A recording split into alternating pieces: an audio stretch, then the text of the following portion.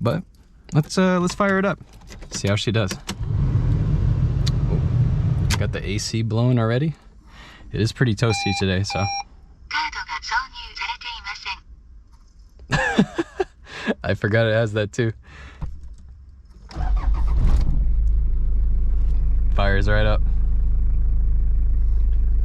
It is a little bizarre. What? What do you want from me? It is a little bizarre, I will admit, that when you first hop into this and you have somebody talking to you in Japanese, for one, and two, that it's a turbo diesel.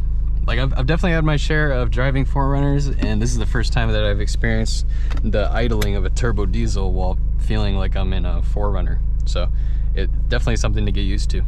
But let's take this thing on the road, take it for a quick spin.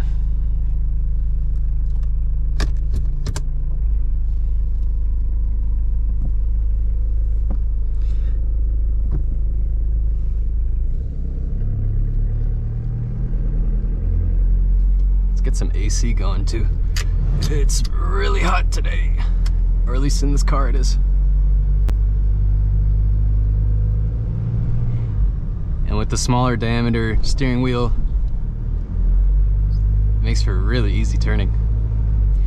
And I don't know if you're gonna be able to see this in the very corner, but there's this tiny little mirror that I think is just so quirky and so cool.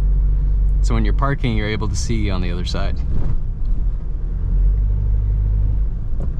Wow, this is actually really cool. I would not mind driving one of these. That's the deadly part of reviewing cars, is they start to grow on you, and then you'll start checking out Facebook Marketplace and Craigslist to see if you can find one.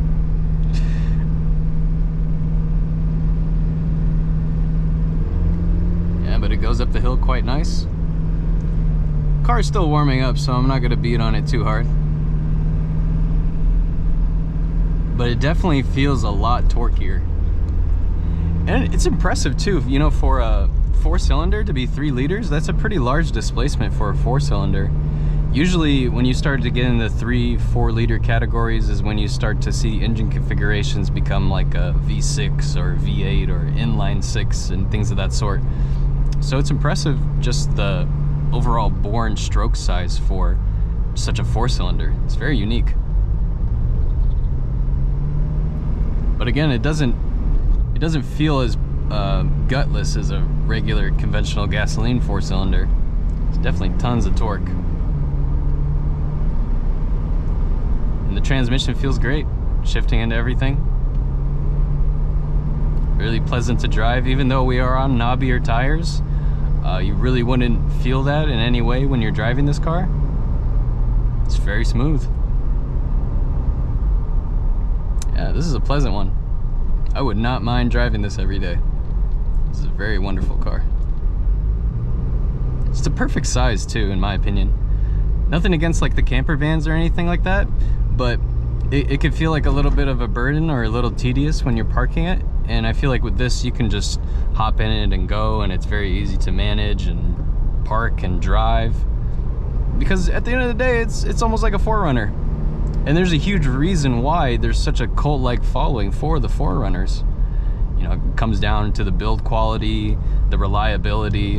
And even though this is a car from 1995, it feels good as new.